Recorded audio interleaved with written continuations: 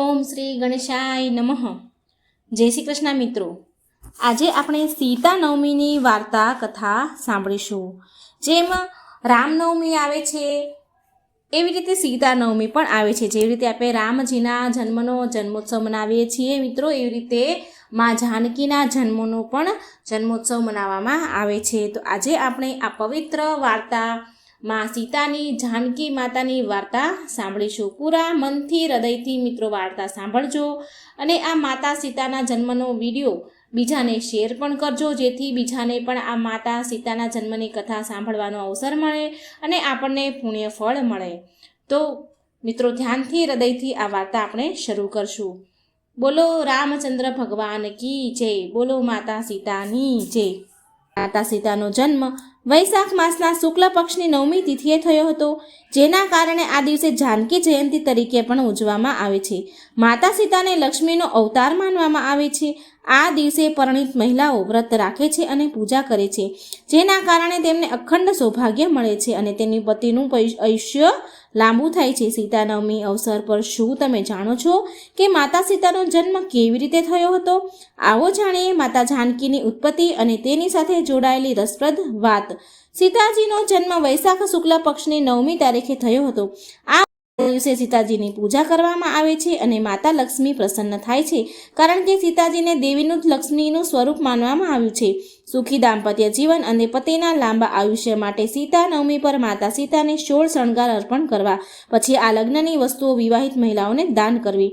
સીતા નવમી પર સીતા ચાલીસાનો પાઠ કરવો જોઈએ એવું માનવામાં આવે છે કે તેની અસરથી પતિ પત્નીના સંબંધો વધુ મજબૂત બને છે, પ્રેમ વધે છે, મતભેદ વચ્ચે ક્યારેય રહેતા નથી, મતભેદ થતા નથી. સીતા નવમી પર દેવી માતાને ખીર ચઢાવો, પછી તેને 7 છોકરીઓમાં વહેંચી દો. આ ઉપાયથી આર્થિક સંકટમાંથી છુટકારો મેળવવામાં મદદ મળશે, સાથે જ પૈસાની પણ કમી નહીં રહે. વહેલા લગ્નની ઈચ્છા રાખવા માટે સીતા નવમીના દિવસે શ્રી જાનકી સ્તુતિનો પાઠ કરવો. એવું માનવામાં આવે છે કે તેનાથી કુંડળીમાં રહેલા ગ્રહોની અશુભતા દૂર થાય છે, લગ્નની શક્યતાઓ વધી જાય છે. રાજા જનકને ખેતરમાં માતા સીતા મળ્યા હતા. સીતા નવમીના દિવસે ગાય અને બળદને ચારો ખવડાવો, પીવાના પાણીની વ્યવસ્થા કરો અને પશુઓની સેવા કરો. તેનાથી ઈચ્છિત મનોકામના પૂર્ણ થાય છે. તો ચાલો આપણે સાંભળીએ માતા સીતાનો જન્મ કેવી રીતે થયો હતો. રાવણ અને મંદોદરી સાથે જોડાયેલી છે આ કથા. માતા સીતાનો જન્મ વૈશાખ માસના શુક્લ પક્ષની 9મી તિથિએ થયો હતો, જેના કારણે આ દિવસે જાનકી જયંતિ ઉજવવામાં આવે છે. શું તમે જાણો છો કે માતા સીતાનો જન્મ કેવી રીતે થયો હતો? તો આવો આપણે જાણીએ. આ વિડીયોમાં માતા સીતાના જન્મની જોડાયેલી 3 કથાઓ છે, પૌરાણિક કથાઓ છે. માતા સીતાનો જન્મ કેવી રીતે થયો હતો? તો વાલ્મીકી રામાયણ અનુસાર એક વખત મિથિલામાં બહુ દુકાળ પડ્યો હતો. પછી રાજા જનકને એવી સલાહ આપવામાં આવી કે વૈદિક વિધિઓ કરીને તે પોતે ખેતરો ખેડશે, પછી જ વરસાદ પડશે અને દુકાળનો અંત આવશે. રાજા જનક વૈશાખ મહિનાની શુક્લ પક્ષની 9મી તિથિના રોજ ખેતરમાં ખેડાણ કરી રહ્યા હતા. તે દરમિયાન તેમનું હળ કળશ સાથે અથડાયું. બાદમાં રાજાએ કળશને પૃથ્વીમાંથી બહાર કાઢ્યો અને તેને ખોલ્યો તો તેમાંથી એક બાળકી નીકળી, જેનું નામ સીતા હતું. આ રીતે માતા સીતાનો જન્મ થયો. સીતાનો જન્મ માતાના ગર્ભમાંથી ન થયો હતો, તેથી પૃથ્વી પરથી પ્રાપ્ત થયા હતા, તેથી તેને પૃથ્વીની પુત્રી પણ કહેવામાં આવે છે. માતા સીતાએ ગર્ભમાંથી જન્મ નથી લીધો. માતા સીતાના જન્મની બીજી વાર્તા એવી છે કે બ્રહ્મવૈવર્ત પુરાણની કથા અનુસાર સીતાજી રાવણ અને મંદોદરીની પુત્રી હતા, જેને રાવણે જન્મ બાદ સમુદ્રમાં ફેંકી દીધા હતા. ત્યાંથી સમુદ્રની દેવી વરુણીએ તે પુત્રીને પૃથ્વી માતાને સોંપી દીધી. પછી પૃથ્વી માતાએ તે કન્યા રાજા જનકને આપી. એ જ કન્યા જનક નંદની સીતાના નામથી પ્રચલિત થયા અને તેના લગ્ન ભગવાન રામ સાથે થયા. રાવણના મૃત્યુનું કારણ પણ પછી સીતા બન્યા. દંતકથા અનુસાર આ બધી કથાઓ છે અને દંતકથા અનુસાર વેદવતી નામની સ્ત્રી માતા સીતા તરીકે પુનઃજન્મ પામી હતી. વેદવતી ભગવાન વિષ્ણુની બહુ મોટી ભક્ત હતી અને તે ભગવાન હરિને તેના પતિ બનાવવા ઈચ્છતી હતી. આ માટે તેણે આકરી કઠોર તપસ્યા કરી. તે જ સમયે રાવણ ત્યાંથી નીકળી રહ્યો હતો. તેણે વેદવતીને જોયો અને મોહિત થઈ ગયો. રાવણ વેદવતીને પોતાની સાથે લઈ જવા માંગતો હતો, પરંતુ વેદવતીએ આત્મદાહ કરી લીધો. તેણે રાવણને શ્રાપ આપ્યો કે તેની પુત્રી તરીકે જન્મશે અને તેના વિનાશનું તે કારણ બનશે. માતા સીતાના જન્મની ત્રીજી કથા અનુસાર વાલ્મીકી રામાયણ અને બ્રહ્મવૈવર્ત પુરાણમાં સીતાજીના જન્મની કથા અલગ અલગ છે. સીતાજીના જન્મની ત્રીજી કથા રામાયણમાં છે, જે મુજબ ગુત્સમદ ઋષિ લક્ષ્મીને પુત્રીના રૂપમાં પ્રાપ્ત કરવા માંગતા હતા. આ માટે તેઓ તપસ્યા કરી રહ્યા હતા. એક દિવસ જ્યારે તે આશ્રમમાં ન હતા ત્યારે રાવણ ત્યાં પહોંચ્યો અને ત્યાં હાજર તમામ ઋષિઓને હત્યા કરી અને તેમના લોહીથી કળશ ભરી લીધો. તેને લંકા લાવ્યો અને તેના મહેલમાં સંતાડી દીધો. એક દિવસ મંદોદરીએ તે કળશ ખોલી અને તેમાં રહેલું લોહી પીધું, જેના કારણે તે ગર્ભવતી બની. બાદમાં તેણે જન્મેલી બાળકીને મિથિલા રાજ્યની ભૂમિમાં કળશમાં રાખીને સંતાડી દીધી હતી. આ જ બાળકીને રાજા જનકે સીતાના રૂપમાં પ્રાપ્ત કરી હતી. આ ત્રણ કથાઓ વાલ્મીકી રામાયણ કથા વધુ પ્રચલિત છે અને લોકપ્રિય માનવામાં આવે છે. હવે આપણે મિત્રો સાંભળીશું માતા સીતાની નવમીની કથા. પ્રાચીન પ્રચલિત એક કથા છે કે પ્રાચીન સમયમાં એક દેવદત્ત નામનો બ્રાહ્મણ તેની પત્ની શોભના સાથે રહેતો હતો. બ્રાહ્મણ વેદ પાઠના પાઠ કરતો હતો. શ્રેષ્ઠ ધર્માત્મા હતો. બ્રાહ્મણની પત્ની અત્યંત રૂપવાન હતી. દેવદત્ત તેના જીવન ગુજરાન ચલાવવા માટે એક ગામથી બીજા ગામ ભિક્ષા માંગવા જતો હતો. તો એક દિવસ બ્રાહ્મણ જ્યારે બીજા ગામ ગયો, ભિક્ષા માંગવા ગયો, તો પાછળથી એની પત્ની શોભના ખોટી સંગતે ચડી ગઈ. એની પત્ની ખોટા કામ કરવા લાગી. ધીરે ધીરે એના આ નિંદનીય કાર્યની ચર્ચા પૂરા ગામમાં થવા લાગી. બ્રાહ્મણની પત્ની એટલી બધી ખરાબ થઈ ગઈ હતી, એટલી બધી ક્રૂર બની ગઈ કે તેણે પૂરા ગામને બધે ઘરે ઘરે આગ લગાવી સળગાવી દીધી. અને એ આગથી બચી નહીં, એ પણ બળી સળગી. તેના ખરાબ કર્મોના કારણે, ગામને ભયંકર રીતે સળગાવવાના કારણે એના લીધે તેને કુષ્ઠરોગ એટલે કે કોઢનો રોગ થયો. આંધળી ભીત થઈ ગઈ અને એક નગરથી બીજા નગર ભટકવા લાગી. ભૂખના મારે તડપતી હતી.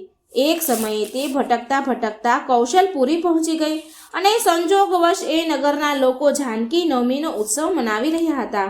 ત્યાં પહોંચીને તે અન્ન જળ માટે પોકારવા લાગી. તેનો અવાજ સાંભળીને એક વ્યક્તિ બોલ્યા કે આજે કૌશલપુરીમાં જાનકી નવમી મનાવવામાં આવી રહી છે. માતા જાનકીનો જન્મનો ઉત્સવ મનાવી રહ્યા છીએ, માટે આજે અહીં કંઈ જ અન્ન જળ મળશે નહીં બહેન તને. કાલે વ્રતના પારણા કરવાના છે, તો કાલે વ્રતના પારણાના સમયે આવજે, તને પ્રસાદ પેટ ભરીને મળશે. પરંતુ એ માની નહીં અને જોર જોરથી ચીસો પાડવા લાગી, બૂમો પાડવા લાગી. ભૂખના કારણે તડપી રહી હતી. એક તો શરીરે રોગ હતો. ત્યારે એક ભક્તે તેને તુલસી પત્ર અને પાણી આપ્યું, જેને ગ્રહણ કરીને ત્યાંથી તે ચાલી ગઈ. થોડે દૂર ગયા પછી એણે તેના પ્રાણ ત્યાગી દીધા. અજાણતા જ પણ એને જાનકી નવમીનું વ્રત થયું અને એ વ્રત પૂરું થયું. અંત સમયે તેને તુલસી પત્ર અને જળ પીવડાવવાથી પરમ કૃપાળુ દયાળુ માતા સીતાએ તેના સમસ્ત પાપોમાંથી તેને મુક્ત કરી દીધી અને વ્રતના પ્રભાવથી એ નિર્મળ થઈને સ્વર્ગમાં ગઈ. અનંત વર્ષો તેને આનંદપૂર્વક સ્વર્ગમાં વિતાવ્યા. ત્યાર પછી એ કામરૂપ દેશના રાજા જયસિંહના મહારાણી કલાવરી બની. વ્રતના પ્રભાવથી મા જાનકીની કૃપાથી તેને તેના પૂર્વજન્મની બધી જ બધું યાદ આવ્યું હતું, જેનાથી તેણે તેનું આખું જીવન મા જાનકી અને રઘુનંદન શ્રી રામની સેવામાં વિતાવ્યું. મિત્રો, વૈશાખ શુક્લ પક્ષની નવમીને જાનકી નવમીના રૂપમાં મનાવવામાં આવે છે. આ દિવસે માં સીતા ધરતીના ખોળામાંથી પ્રગટ થયા હતા. મિત્રો, સીતા નવમીનું વ્રત ફળદાયી હોય છે અને સાથે બધા જ સુખ અને સૌભાગ્ય પ્રાપ્ત કરાવે છે. જે પ્રકારે રામનવમીના દિવસે ભગવાન શ્રી રામનો જન્મ થયો હતો અને ઉત્સવ મનાવીએ છીએ આપણે, એવી જ રીતે માતા જાનકીની નવમીનો દિવસ એનો જન્મોત્સવ મનાવવામાં આવે છે. જેવી રીતે ભગવાન શ્રી રામ સ્વયં ભગવાન વિષ્ણુના અવતાર છે, એવી જ રીતે માતા સીતા પણ મા લક્ષ્મીનો અવતાર છે. જે વ્યક્તિ સીતા નવમીનું વ્રત કરે છે, કથા વાર્તા સાંભળે છે, એના પર માતા લક્ષ્મી, માતા સીતા, શ્રી રામ, ભગવાન વિષ્ણુની કૃપા સદાય એના ઉપર બની રહે છે. તો મિત્રો આપણે હજી મા સીતાને લગતી માતા સીતા નિતનેમની કથા આપણે સાંભળીશું. આ માતા સીતાના નિતનેમની કથા ખૂબ જ પવિત્ર છે. જે કોઈ સાંભળે છે એના બધા જ દુઃખ દૂર થાય છે. તો સાંભળીએ આપણે માતા સીતાના નિતનેમની કથા. જય શ્રી રામ. માતા સીતાના નિતનેમની પવિત્ર કથા જે સાંભળે છે તો સાંભળવા માત્રથી ઘરની ગરીબી દૂર થાય છે અને ઘરમાં અન્નધનના ભંડાર ભર્યા રહે છે. તેવી પવિત્ર કલ્યાણકારી આ વાર્તા સીતા માતાના નિતનેમની કથા છે. માતા સીતાનું વરદાન છે કે જે કોઈ નિત્ય આ કથા સાંભળશે તેના ઘરમાં ક્યારેય ગરીબી દરિદ્રતા નહીં રહે. તેના ઘરના અન્નધનના ભંડાર હંમેશા ભરેલા રહેશે. તેના ઘરમાં હંમેશા સુખ શાંતિ રહેશે. તો સાંભળો માતા સીતાના નિતનેમની કથા. જો તમને આ કથા પસંદ આવે તો વિડીયો લાઈક કરજો, શેર કરજો અને કોમેન્ટ બોક્સમાં મા સીતાનું અને જય શ્રી રામનું નામ જરૂર લખજો. ચેનલને સબસ્ક્રાઈબ પણ જરૂર કરજો. માતા સીતાને રોજ ભગવાન શ્રીરામની વાર્તા કહેવાનું નિયમ હતું. માતા સીતા આ વાર્તા કહેતા અને ભગવાન શ્રીરામ આ વાર્તા સાંભળતા. તો એક દિવસ પ્રભુ શ્રીરામને થયું કે શ્રીરામને કોઈ કામથી બહાર જવાનું થયું. ત્યારે માતા સીતા બોલ્યા કે હે પ્રભુ, 12 વર્ષથી મારે નિતનેમની કથાનો નિયમ છે. જો તમે હવે બહાર જશો તો હું મારી આ વાર્તા કોને કહીશ? ત્યારે ભગવાન શ્રીરામે કહ્યું કે જ્યારે તમે કૂવાની પાળે જઈને બેસશો તો ત્યાં સ્ત્રીઓ પાણી ભરવા આવશે તો એમને તમારી વાર્તા કહેજો. પછી મા સીતા કૂવાને કાંઠે પાણી ભરવા ગયા. ત્યાં બેસી ગયા. ત્યાં એક સ્ત્રી આવી. તેણે રેશમી જરીવાળી સાડી પહેરી હતી. તેણે સોનાની માટલી લીધી હતી. માતા સીતા તેને જોઈને કહે છે કે બહેન, મારે 12 મહિનાથી 12 વર્ષથી નિતનેમ સાંભળવાની કથા સાંભળવાનું મારે વ્રત છે. તો મારી આ નિતનેમની કથા સાંભળો. તો એ સ્ત્રી બોલી, જો હું તમારા નિતનેમ સાંભળીશ તો મને ઘરે જવામાં મોડું થશે અને મારા સાસુ મારી સાથે મારપીટ કરશે. તેને વાર્તા સાંભળી નહીં અને ત્યાંથી તે ચાલી ગઈ. તેણે રેશમી ઝરમરની સાડી પહેરી હતી. તે ફાટી ગઈ. તેનો સોનાનો ઘડો હતો તે માટીનો બની ગયો. જ્યારે સાસુએ આવી હાલત જોઈ તો તેણે પૂછ્યું કે તું કોનો દોષ માથે ચડાવીને આવી છો? તો એની પુત્રવધુએ કહ્યું કે એક મહિલા કૂવા પર બેઠી હતી. તેણે મને વાર્તા સાંભળવાનું કહ્યું પરંતુ મેં સાંભળી નહીં, જેનું આ પરિણામ છે. પુત્રવધુની વાત સાંભળીને બીજા દિવસે સાસુએ એ સાડી પહેરી જે ફાટી હતી એ સાડી પહેરી અને માટીનું માટલું લઈને કૂવા પાસે ગઈ. બિચારી સાસુએ માતા સીતાને ત્યાં બેઠેલા જોયા. ત્યારે માતા સીતાએ કહ્યું કે બહેન, મારી વાર્તા સાંભળો. સાસુ તો વાર્તા સાંભળવા બેસી ગયા. માતા સીતાએ વાર્તા કહેવાનું શરૂ કર્યું. રામ આવ્યા, લક્ષ્મણ આવ્યા, દેશના પૂજારીઓ આવ્યા, નિતનેમનું નામ લાવ્યા. રામ આવો બેસો, રામ રાંધેલી રસોઈ જમો, રામ માખણ મિશ્રી ખાઓ, રામ દૂધ પતાશા પીવો, રામ હિંડોળા ખાટે ઝૂલો, રામ મલમલ રજાઈમાં સૂવો, રામ સાલ ધુસાળા ઓઢો, રામ જ્યારે બોલો જય શ્રી રામ. રામ કરાવે સહુના કામ, ખાલી ઘરના ભંડાર ભરે, બધાનો બેડો પાર કરે. શ્રી રામ જય રામ જય જય રામ, શ્રી રામ જય જય જય જય રામ. સાસુએ કહ્યું કે બહેન, મને વાર્તા તો બહુ ગમી છે. આ વાર્તા સાંભળીને સાસુ તો ઘરે ગઈ અને તેમની પહેરેલી જે સાડી ફાટેલી હતી તે ફરીથી રેશમી જરીની થઈ ગઈ. માટીનું માટલું સોનાનું બની ગયું. પુત્રવધુ આ જોઈ સાસુને કહેવા લાગી કે તમે આ બધું કેવી રીતે કર્યું? સાસુએ કહ્યું કે વહુ, તું દોષ લઈને આવી હતી, હું એ દોષને દૂર કરીને આવી છું. પુત્રવધુએ પૂછ્યું કે તે કૂવા પાસે બેઠેલી સ્ત્રી કોણ હતી? સાસુ બોલ્યા કે તે તો માતા સીતા હતા. તે જૂનામાંથી નવું બનાવે છે અને ઘરના ખાલી ભંડાર ભરી દે છે.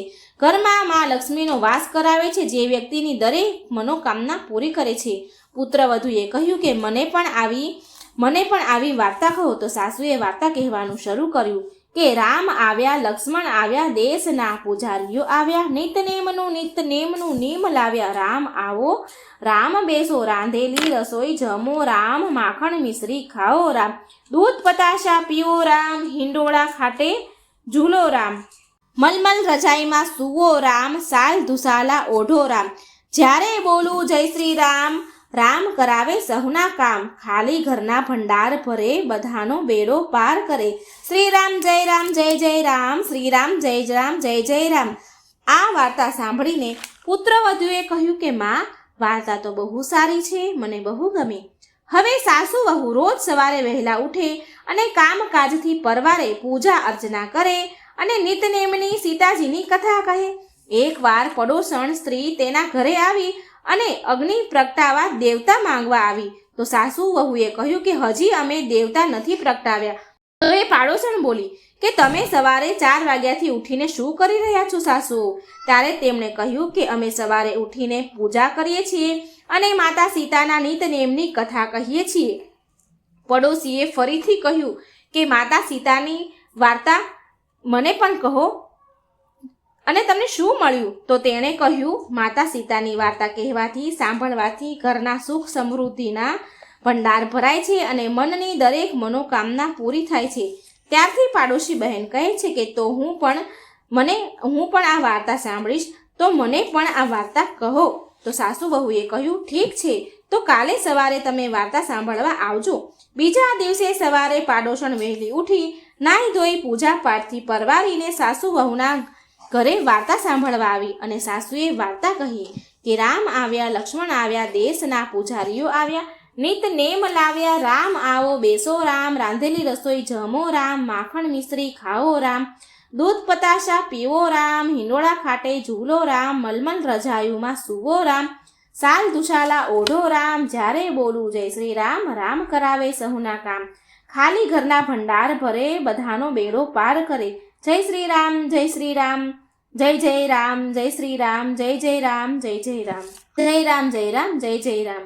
આખી વાર્તા સાંભળીને પડોશણ કહે છે કે આ વાર્તા તો મને ખૂબ જ ગમી. હવે તે પડોશણ પણ માતા સીતાના નિતનેમની વાર્તા કહેવા લાગી. વાર્તા કહીને માતા સીતાએ પડોશણના ખાલી ભંડાર ભરી દીધા. હવે આખા ગામમાં શેરીઓમાં આ નિતનેમની વાર્તા શરૂ થઈ અને માતા સીતાને હર એકની ઈચ્છા માતા સીતાએ પૂરી કરી અને દરેકના ઘરમાં ધન ધાન્ય અને સુખ સમૃદ્ધિના ભંડાર ભરી દીધા. હે માતા સીતા, જેમ તમે સાસુ વહુના ભંડાર ભર્યા, પાડોશણના ભંડાર ભર્યા, તેમજ તમારી આ વાર્તા કહેનાર સાંભળનાર સહુના ભંડાર ભરી દેજો. સહુની મનોકામના પૂરી કરજો, સહુને સુખ સમૃદ્ધિનું વરદાન આપજો. તો મિત્રો, આ હતી માતા સીતાના નિતનેમની કથા. આ કથા નિત્ય સાંભળવાથી ઘરમાં સુખ શાંતિ સમૃદ્ધિ આવે છે, ધન ધાન્યના ભંડાર ભરેલા રહે છે, મનની દરેક મનોકામના પૂરી થાય છે. તો આ કથા તમને જરૂર પસંદ આવી હશે મિત્રો. તો માતા સીતાના નિતનેમની કથા તમે જરૂર સાંભળજો. માતા સીતાને આપ્યો હતો એક પોપટે શ્રાપ. માતા સીતાને પોપટે શ્રાપ આપ્યો હતો. આ માતા સીતાના બાળપણની કથા છે મિત્રો. આજે માતા સીતાની જાનકીજીના 9મીના દિવસે માતા સીતાની વ્રત કથા સાંભળવાનું બહુ જ મહત્વ છે. તો મિત્રો, આ વાર્તાને પૂરી કરતા આપણે આ સાંભળીએ. માતા સીતાને પોપટે આપ્યો હતો શ્રાપ. રામાયણની વાર્તા અનુસાર, માતા સીતાની કથા અનુસાર શ્રી રામના સીતાજી સાથે લગ્ન, વનવાસ અને રાવણ સાથે યુદ્ધની કહાની જ માત્ર નથી. આ વાર્તાઓ પાછળ બીજી ઘણી બધી કહાનીઓ આવેલી છે, કથાઓ છે, જે મનમાં ઉઠતા ઘણા બધા પ્રશ્નોનો જવાબ આપે છે. આપણે બધા એ વાત તો જાણીએ છીએ કે રાવણને માર્યા પછી શ્રીરામ માતા સીતાને લઈને પાછા અયોધ્યા આવ્યા હતા અને 14 વર્ષ વનવાસ કાપ્યા પછી પણ શ્રીરામ અને માતા સીતાનું વિવાહિત જીવન સુખી ન હતું. શ્રીરામે ધોબીના કહેવાથી માતા સીતાને અયોધ્યાનું રાજમહેલ છોડીને જવાનું કહ્યું અને સીતા માતા પર તો દુઃખનો પહાડ તૂટી પડ્યો. આપણે બધાના મનમાં એ સવાલ ઊભો થાય છે કે બીજા સાથે ન્યાય કરવાવાળા મર્યાદા પુરુષોત્તમ રામ પોતાની પત્ની સાથે આવો અન્યાય કેમ કર્યો હતો? તો સીતા માતાને તેની ગર્ભ અવસ્થામાં વનમાં સમય નીકાળવો પડ્યો હતો. વનમાં જ 2 પુત્રો લવ અને કુશને એમણે જન્મ આપ્યો હતો. મહેલમાં રાજ કરવાવાળા સીતા માતા રાજકુમારી હતા. તો એ સીતા માતાને 14 વર્ષનો વનવાસ કાપ્યા પછી પણ મહેલનું સુખ મળ્યું નહીં, મહેલનું સુખ ભોગવ્યું એમણે નહીં. અને આ બધા પાછળની એક કથા છે, તેમને મળેલા શ્રાપની કથા છે. અને આ વાત ત્યારની છે જ્યારે મા સીતા બાળ અવસ્થામાં હતા, તેમનું બાળપણ ચાલી રહ્યું હતું. એકવાર મા સીતા નાનપણમાં તેની સહેલીઓ સાથે છુપાછુપી એટલે કે સંતાવાનું રમત રમી રહ્યા હતા, સંતાકુકડી રમી રહ્યા હતા. અને માતા સીતા સંતાઈ ગયા અને તેની સહેલીઓ તેને શોધતી હતી. અને સીતા માતા એક ઝાડ પાછળ સંતાયા હતા.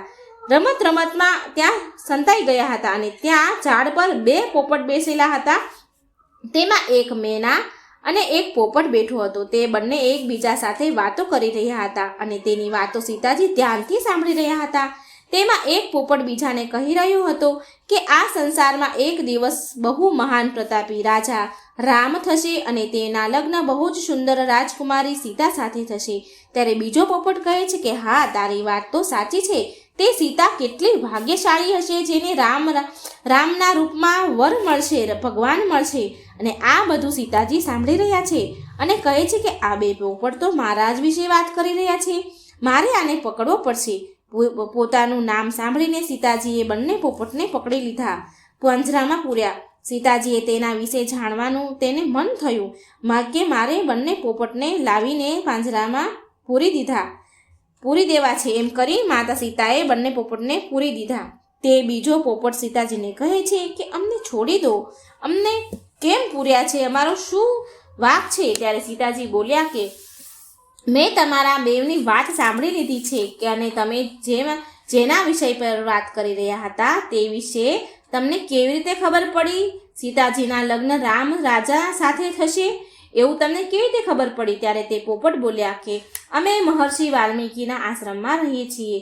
આ વાત અમે મહર્ષિ વાલ્મીકીના મોઢેથી સાંભળી છે. જ્યારે તે તેના શિષ્યોને આ વાત કહી રહ્યા હતા ત્યારે અમે બંને ત્યાં જ હતા એટલે અમને આ વાતની ખબર છે. ત્યારે સીતાજી બોલ્યા કે જે તમે રાજા જનકની પુત્રી સીતાની વાત કરી રહ્યા હતા તે સીતા હું જ છું. મને રાજા રામના વિશે વધારે વાત જાણવી છે, માટે તમે બંને મારી સાથે રાજમહેલમાં રહો અને રાજમહેલમાં રહી અને મને રામ વિશે બધી જાણકારી આપતા રહો અને તમને મહેલમાં બધી જ સુખ સુવિધા હું આપીશ. તમને બધી સુખ સુવિધા મળશે. રાજકુમારી સીતાજીની વાત સાંભળી બંને પોપટ ગભરાઈ ગયા અને તે પોપટ બોલ્યો કે અમે આકાશમાં ઉડવાવાળા ગગન પક્ષી છીએ, અમે પિંજરામાં નહીં જીવી શકીએ, અમને આઝાદ કરો દેવી. અને સીતાજી કહે છે કે જ્યાં સુધી મારા લગ્ન રામ સાથે નહીં થઈ જાય ત્યાં સુધી તમારે અહીં જ રહેવું પડશે. અને સીતાજી હજી તો બાળ અવસ્થામાં હતા. તે યુવાન થાય અને રામ સાથે પરણે તેટલા સમયમાં તો બહુ લાંબો સમય કહેવાય. આ વિચારીને પોપટ બહુ દુઃખી થયો અને સીતાજીને કહેવા લાગ્યા કે અમને છોડી દો, આઝાદ કરી દો, અમે પિંજરામાં લાંબો સમય નહીં જીવી શકીએ, કૃપા કરો અમારા ઉપર. મેનાનો પતિ સીતાજીને કહે છે સીતાજી પાસે આઝાદ કરવાની એ આજીજી કરે છે કે અમને છોડી દો, કગરે છે, પણ સીતાજી છોડતા નથી. અને સીતાજીએ કહ્યું એ પોપટને કહે છે કે સારું, તું એકલો આઝાદ થઈ જા, હું તને એકને છોડી દઉં છું, તું એકલો ઉડી જા. હું આ મેના તારી પત્નીને હું અહીં જ રાખીશ, હું તેને અહીં છોડીશ નહીં. હું એને ત્યાં સુધી નહીં છોડું જ્યાં સુધી મારા લગ્ન રામ સાથે ન થઈ જાય. તો પોપટની પત્ની સીતાજીને કહે છે કે હું ગર્ભવતી છું. એ મેના કહે છે કે હું ગર્ભવતી છું, માટે મારે પતિ વિયોગ હું નહીં સહન કરી શકું. મારે મારા પતિની જરૂર છે. હું ગર્ભવતી છું, મારે આ સમયે મારા પતિનો સાથ જોઈએ. હું મારા પતિનો વિયોગ નહીં સહન કરી શકું. આમ બંને છોડવા માટે સીતાજીને વિનંતી કરે છે, કગરે છે, ખૂબ રડી રહ્યા છે મેના અને પોપટ. મેના ગર્ભવતી હતી, જો એના પતિને છોડી દીધું એ એકલી કેવી રીતે જીવે? આમ એ ખૂબ જ દુઃખી થઈને રડી હતી. સીતાજી બાળ અવસ્થામાં હતા, તેનું બાળપણ હતું, બાળક મન હતું. આ બધી વાતો સીતાજી ન જાણી શકે, એ જાણી ન શક્યા અને જીદ પર અડી રહ્યા અને કહે છે કે મારા લગ્ન થશે પછી જ હું તમને છોડીશ. અને બંને તે બહુ ગુસ્સે અને દુઃખી થયા. પોપટ અને મેના સીતાજી ઉપર તેને બહુ ગુસ્સો આવ્યો, બહુ ક્રોધ આવ્યો અને ક્રોધમાં એ શ્રાપ આપવા લાગ્યા કે જેવી રીતે તમે મને ગર્ભ અવસ્થામાં મારા પતિથી અલગ કરો છો તેમ તમારે પણ ગર્ભ અવસ્થામાં તમારા પતિનો વિયોગ સહન કરવો પડશે. મેનાએ આવો શ્રાપ સીતાજીને આપ્યો.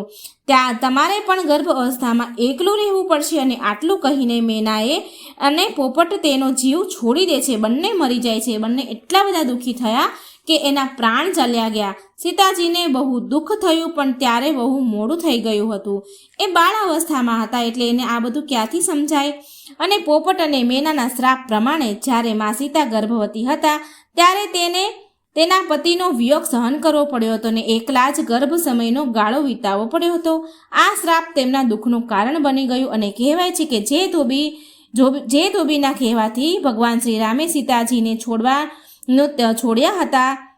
પડ્યા હતા. તે ધોબી ગયા જન્મમાં તે જ પોપટ અને મેના હતા, જેણે એને શ્રાપ આપ્યો હતો.